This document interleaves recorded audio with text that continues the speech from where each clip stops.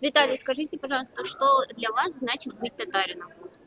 Знаете, это все самые лучшие качества, которые есть у человека, чтобы они были воедины, чтобы мы были образованы, чтобы мы были финансово независимыми, чтобы мы были грамотными, спортивными, активными. То есть самые лучшие качества – это значит быть татарином года. Я очень благодарен, тем более, и это, мне кажется, очень важно, что вы отмечаете регионы, потому что в регионах на самом деле очень активная жизнь ведется, и на самом деле вот это внимание, оно нам очень сильно помогает. Самые лучшие эмоции я сейчас чувствую. Благодарю вас всех за данное голосование. У меня была такая точка боли, знаете, когда я в Челябинске смотрю, у нас молодежи как такового нет. Всегда говорили, что, мол, якобы у нас неактивная молодежь. Но я понимал, что не в этом проблема. Проблема не в том, что молодежь неактивная, а что, может быть, мы делаем что-то такое неинтересное для того, чтобы люди не приходили на наши мероприятия. Все, я начинаем, мы с командой объединились, поставили цель, задачи. И самое главное, чтобы у организации была миссия.